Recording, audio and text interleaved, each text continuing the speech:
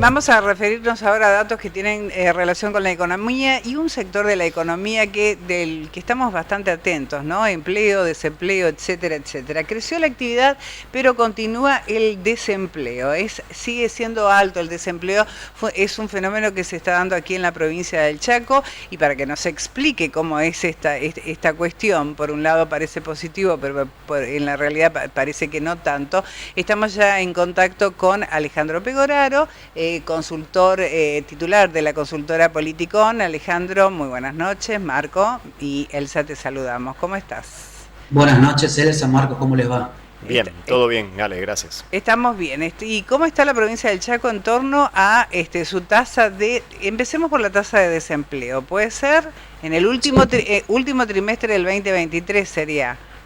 Exactamente, esos son los datos que debe difundir hoy el INDEC, que corresponden, como decías, al último trimestre del año pasado.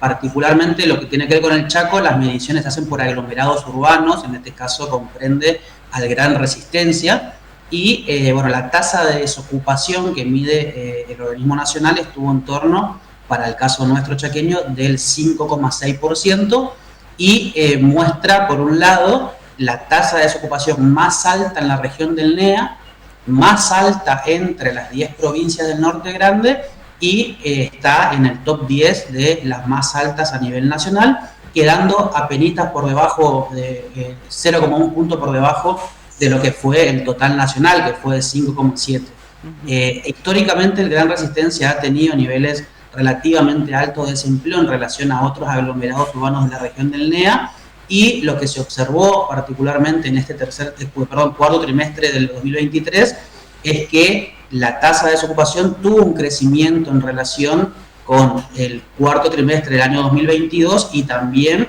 contra el trimestre anterior nuestro, es decir, el tercer trimestre del 2023. Por lo tanto, el resumen, digamos, es que no solamente mantiene niveles de desocupación que son relativamente importantes en relación con, como le decía, la región y también otros aglomerados del país, sino que bueno, tuvo un pequeño crecimiento en relación a los periodos previos. Esto se da en el contexto de que también crece la tasa de empleo y podría generar de alguna manera como, bueno, una confusión de cómo entender este fenómeno. Si hay una tasa de empleo más grande, pero también hay una tasa de desocupación más grande. Bueno, cuando el INDEC mide los indicadores del mercado de trabajo, son diferentes tasas, pero se destacan sobre todo tres, que es la tasa de actividad, la tasa de empleo y la tasa de desocupación. La tasa de actividad lo que mide es las personas que son consideradas población económicamente activa. Esta población se define como las personas que están ocupadas o que no están ocupadas, pero están buscando permanentemente tener una ocupación, un empleo, ¿no? La tasa de empleo, obviamente, que refiere a la gente que sí está ocupada, y la tasa de desocupación a la gente que no tiene un empleo, pero que está buscando o que estuvo buscando en el último mes activamente uno y no lo consiguió todavía. Entonces, ¿qué pasa en el Gran Resistencia? La foto del último periodo del año pasado, ¿no?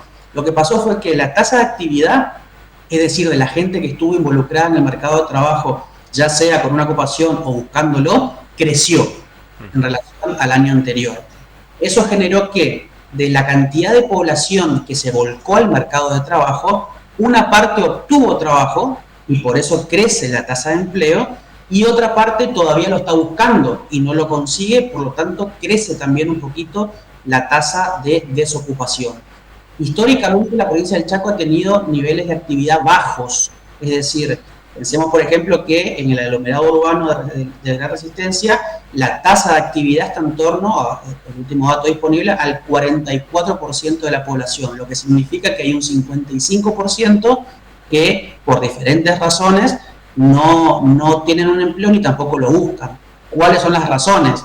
Puede ser gente que no puede trabajar por alguna cuestión, por ejemplo, vinculada a discapacidad, puede ser personas que ya se jubilaron, puede ser menores de edad que todavía no están insertos en el mercado laboral o que prefieren estudiar y no todavía trabajar. Digamos, hay una multiplicidad de características dentro de la población inactiva, pero la realidad es que la población inactiva del Chaco está entre las más altas de todo el país.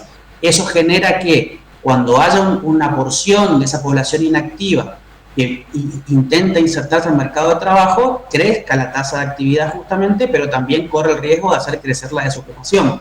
Entonces, claro, termina generando lo que vimos en esta última foto del 2023, en donde, para poner el número, ¿no? La población económicamente activa creció en cerca de 9.000 personas, y de esas 9.000, 8.000 obtuvieron un empleo y 1.000 todavía lo están buscando, pero no lo logran conseguir.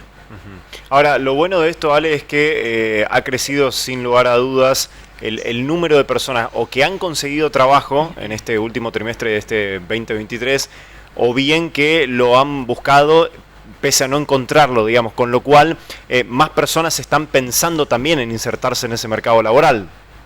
Sí, por supuesto, bueno, mucho tiene que ver, más allá de las particularidades propias de nuestra sociedad, de nuestro aglomerado urbano, mucho tiene que ver también con la necesidad de incrementar ingresos en el hogar. Claro. Hay muchas personas que se le conoce como los inactivos marginales, que son las personas que dejaron de buscar trabajo por la falta de motivación de encontrarlo, o por tener un ingreso muy chico que lo ofrezcan, así que ni siquiera se gastan en salir a trabajar. Mucha gente de esa se volcó al mercado de trabajo porque necesariamente los hogares necesitan mayores ingresos. Entonces, eso hizo en parte, hizo crecer la tasa de actividad, hizo crecer la población activa, y también, bueno, generó estos resultados que estamos observando.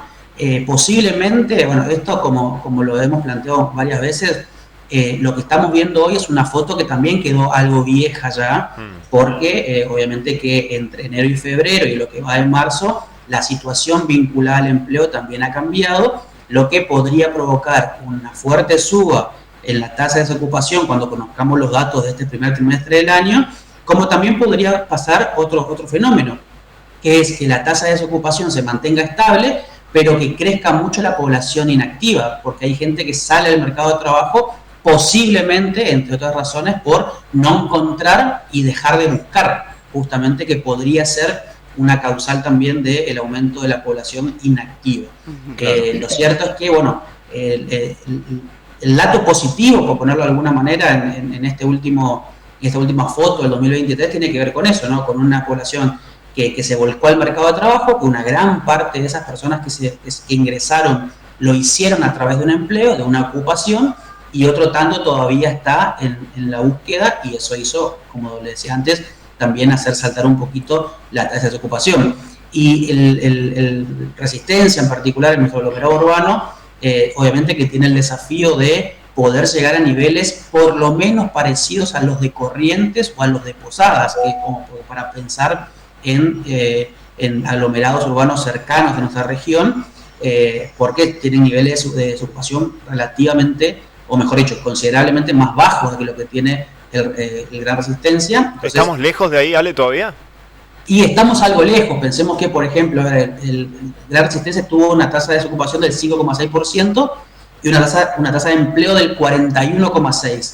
Para ponerlos en contraste con Posadas, por ejemplo, Posadas tiene una tasa de empleo del 46%, 5 puntos más que Resistencia, y la tasa de desocupación es del 3,9%, es decir, casi 2 puntos menor a lo que es Resistencia. Por supuesto que cada aglomerado tiene sus particularidades. Posadas tiene un perfil turístico y de fronterizo particular, que también genera mayor demanda de trabajo y demás, pero como para ponerlo en un aspecto comparativo, Resistencia todavía tiene uno de los peores indicadores en el NEA y en el Norte Grande. Pensemos que, como yo le decía al principio, la tasa de desocupación que registró el Gran Resistencia es la más alta de todo el Norte Grande argentino, ni siquiera del NEA únicamente, y eso obviamente que plantea desafíos en torno a cómo no solamente generar mayor volumen de empleo que te reduzca la tasa de desocupación, sino también el desafío que se presenta cuando hay más personas que se insertan al mercado laboral y que tienen que ser contenidas a través de una ocupación.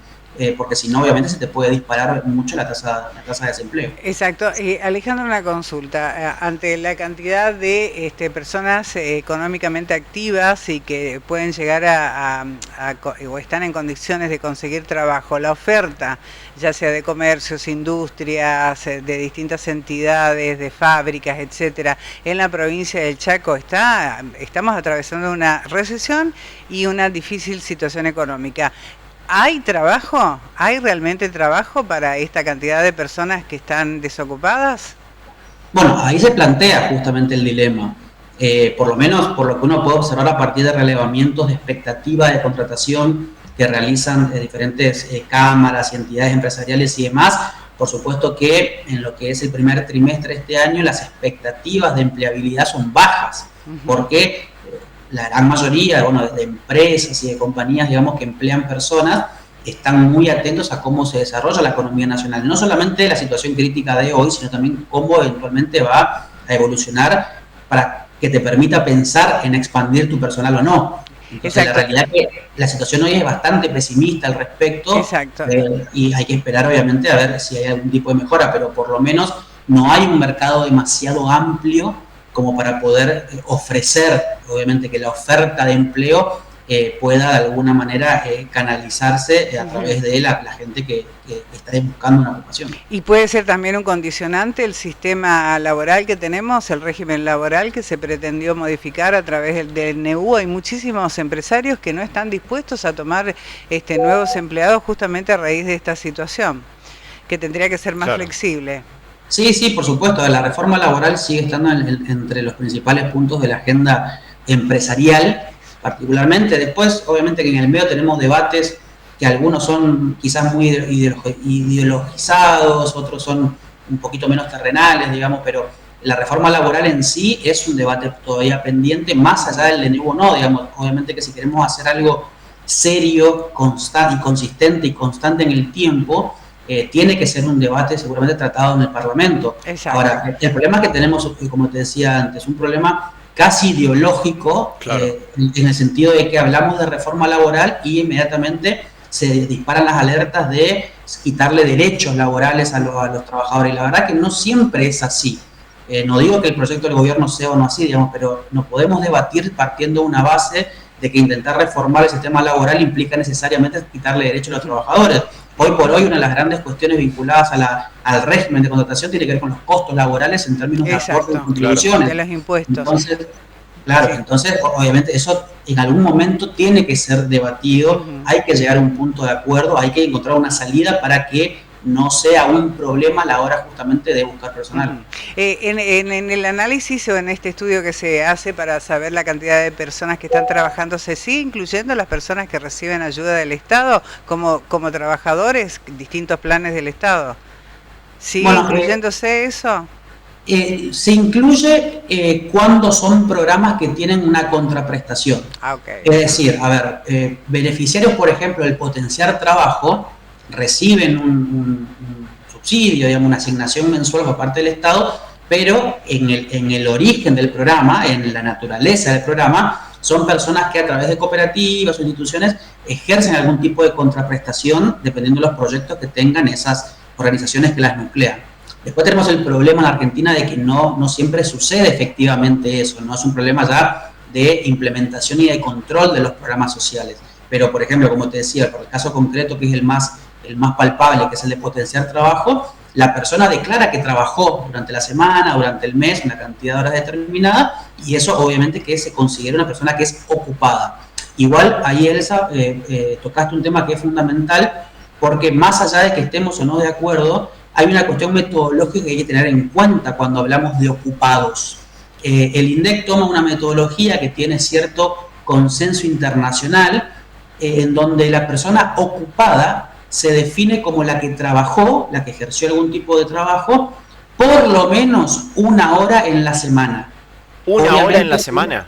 Exactamente. Entonces, por ejemplo, una persona que no tiene un empleo estable, digamos, no es un empleado en relación de dependencia ni nada, pero quizás cada tanto hace una changa, supongamos, que es jardinero, vamos a ponerle por ponerle un ejemplo, si trabajó una hora en la semana de relevamiento, es ocupado. Y eso obviamente que en cierta forma, y depende de las características propias del aglomerado urbano que vos estés midiendo, puede traer distorsiones. Claro, matiza un poco la cuestión, ¿no?